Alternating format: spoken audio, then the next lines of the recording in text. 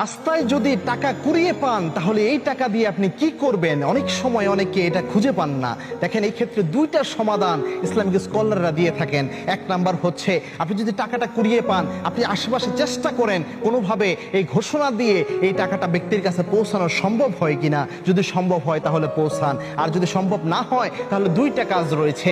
এক নাম্বার হচ্ছে, ওই টাকাটা আপনি নিজে ভক্ষণ করতে পারেন, যেহেতু আপনি কোনো মালিক খুঁজে পেলেন না। এটা জায়েজ আছে, এটা অনেক আলেমরাই বলেছে। তবে সবচেয়ে সেরা হচ্ছে, সবচেয়ে তাকওয়ার পরিচয় হচ্ছে, আপনি ওই টাকাটা ওই ব্যক্তি যে মালিক রয়েছে তার নিয়ত করে কোনো মসজিদে অথবা কোনো মাদ্রাসায় কোনো অসহায় ব্যক্তিকে আপনি দান করে দেন, তাহলে ওই ব্যক্তি এটার সওয়াব পেয়ে যাবে। পাশাপাশি ওই ব্যক্তিকে যে আপনি এই সওয়াবে অংশীদার হওয়ার জন্য সহযোগিতা করলেন, এই জন্য আল্লাহ রাব্বুল আলামিন অফুরন্ত নিয়ামত আপনাকে দান করবেন। আরেকটা জিনিস মনে রাখবেন, আপনার কাছে একটা জিনিস এসেছিল অথচ আপনি আল্লাহর ভয়ে এটাকে স্যাক্রিফাইস করেছেন, এর কারণে অন্য দিক থেকে আল্লাহ রাব্বুল আলামিনের